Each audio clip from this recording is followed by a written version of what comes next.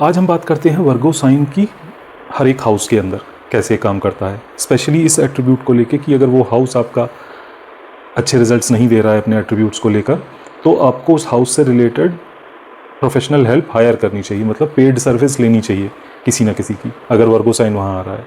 तो पहले हाउस से शुरू करते हैं। पहला हाउस है आपका सेल्फ का, अपने थॉट प्रोसेस का, अपनी फिजिकल एबिलिटी का, फिजिकल स्ट्रेंथ का, फिटनेस का। तो अगर आप ये मुश्किल पा रहे हैं कि आप अपनी फिटनेस नहीं मेंटेन कर पा रहे हैं या आपका थॉट प्रोसेस इंप्रूव नहीं हो पा रहा है, तो आपको एक्सटर्नल हेल्प लेनी चाहिए, एक हेल्प हायर करनी चाहिए अपनी। एज अ ट्रेनर किसी को हायर करिए या जिम ज्वाइन करिए, वहाँ जाके किसी ट्रेनर को हायर करिए अपनी फिजिकल फिटनेस पे फोकस करने के लिए। अपने थॉट प्रोसेस को इम्प्रूव करने के लिए आप डिफरेंट सेमिनार्स अटेंड कर सकते हैं, सेल्फ हेल्प बुक्स खरीद के पढ़ सकते हैं to improve your thought process. Second house में अगर वर्गो है तो यहाँ आते हैं आपका पैसा, परिवार, खाने पीने की आदतें, आपकी बोली। तो आपको अगर कम्युनिकेट करना इशू है आपके लिए कि आप नहीं बोल पाते हैं पब्लिकली किसी से कुछ, वर्गो राशि यहाँ पर है, तो आपको वो स्किल को एनहांस करने के लिए प्रोफेशनल हेल्प लेनी चाहिए, किसी की पेड सर्विस लेनी चाहिए। पैसा अगर मैनेज करने में दिक्कत आ रही है आपको, तो आपको फिनेंशियल एडवाइज़र हायर करना चाहिए या किसी की पेड एडवाइस लेनी चाहिए उस चीज़ के लिए। ये बहुत इंपॉर्टेंट है आपके लिए। खाने पीने की आदतों को आप सुधार नहीं पा रहे हैं, चाहते हैं लेकिन नहीं सुधार पा रहे हैं, तो किसी डाइटिशियन की हेल्प लीजिए, उनकी सर्विसेज अवेल करिए। बट ये कोई भी सर्विस आपको, भले ही आपके जानने वाले लोग हैं, उनसे फ्री में नहीं लेनी है। इस चीज़ का आपको बहुत ज़्यादा ध्यान रखना, आपको पे करना है उनकी सर्विसेज के लिए। अब वर्गो राशि अगर थर्ड हाउस में है तो आपको शॉर्ट ट्रैवल्स की भी है थर्ड हाउस, आपके सिबलिंग्स हैं, आपके डॉक्यूमेंटेशन है। तो अगर आपको वीज़ा प्रोसेसिंग कराना है कहीं का और आपकी वर्गो राशि थर्ड हाउस में आ रही है और दिक्कत आप फेस कर रहे हैं, तो आपको खुद से ही ट्राई नहीं करते रहना, आपको किसी प्रोफेशनल की हेल्प लेनी चाहिए। तो ये हाउस आपका ऑटोमेटिकली अच्छा काम करेगा। इनफैक्ट शॉर्ट डिस्टेंस ट्रैवल्स है तो यूजुअली हम खुद ही प्लान कर लेते हैं, बट इस केस में आपको किसी ट्रैवल एजेंट की हेल्प लेनी चाहिए, उसको पैसे दे के अपनी ट्रिप ऑर्गेनाइज करनी चाहिए। तो ये थर्ड हाउस का था। थर्ड हाउस अच्छा आपका ऑनलाइन बिजनेस भी है, ऑनलाइन प्रेजेंस भी है। तो अगर आप इन्फ्लुएंसर हैं और आप खुद ही सब कुछ करना चाह रहे हैं, लेकिन 6 नंबर राशि आपके तीसरे भाव में है, तो आपको किसी प्रोफेशनल हेल्प को हायर करके अपना इंस्टाग्राम चैनल या यूट्यूब चैनल मैनेज करवाना चाहिए, वो आपके लिए ज़्यादा बेनिफिशियल होगा। 6 नंबर राशि को अब चौथे भाव में लेके आते हैं। तो फोर्थ हाउस है आपकी प्रॉपर्टी का, आपकी कार का, आपके घर का, आपके घर के एनवायरनमेंट का, आपकी मदर का। तो गाड़ी अगर आप लेने जा रहे हैं तो डायरेक्टली कोई कॉन्टैक्ट निकालने की कोशिश ना करें, आप एक प्रोफेशनल हेल्प लें। अगर सेकंड हैंड मान लीजिए व्हीकल आपको ख़रीदना है, तो जो भी प्लेटफॉर्म सेकंड हैंड व्हीकल के लिए अवेलेबल हैं, आप उनकी हेल्प लें, वहाँ थोड़ी सी फ़ीस पे करें, वो आपके लिए ज़्यादा बेनिफिशियल होगा। प्रॉपर्टी ख़रीदना चाह रहे हैं तो एक प्रॉपर्टी ब्रोकर की ज़रूर हेल्प लीजिए। स्टॉक ब्रोकर इसलिए निकल गया क्योंकि मैं स्टॉक मार्केट में ट्रेड भी करता हूँ, बट चलिए वो खैर अलग इशू है। और तो प्रॉपर्टी ब्रोकर की आपको हेल्प लेनी चाहिए। फिफ्थ हाउस में लेके आते हैं 6 नंबर राशि को। तो यहाँ एजुकेशन आपकी डिपेंड करती है फिफ्थ हाउस पे।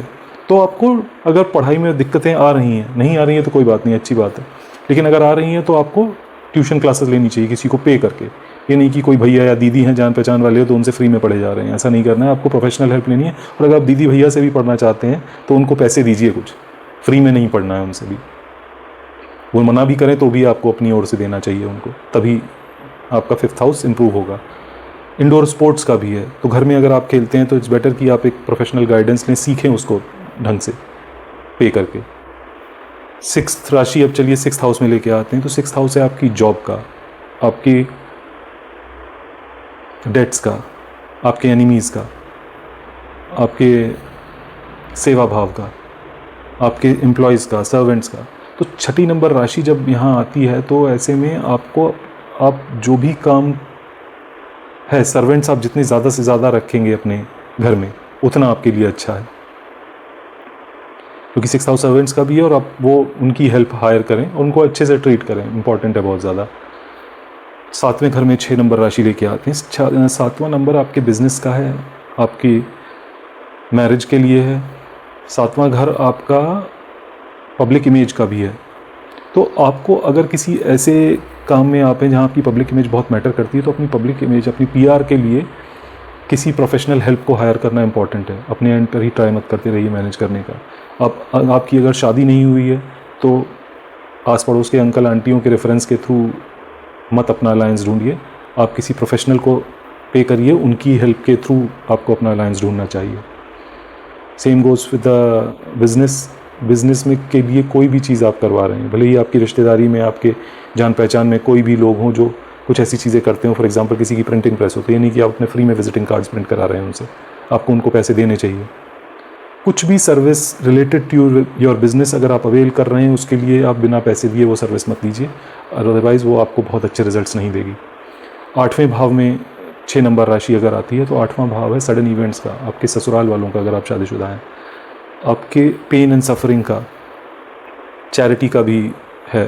तो यहाँ पर आपको चैरिटेबल ऑर्गेनाइजेशंस में डोनेशन करते रहना चाहिए। 6 नंबर राशि वहाँ, वो आपको नॉर्मली भी करना चाहिए, अच्छा रहेगा, वो आपका 8th हाउस बैलेंस करेगा, बट 6 नंबर राशि यहाँ है तो उसके लिए डेफिनेटली आपको करना चाहिए कुछ ऐसा।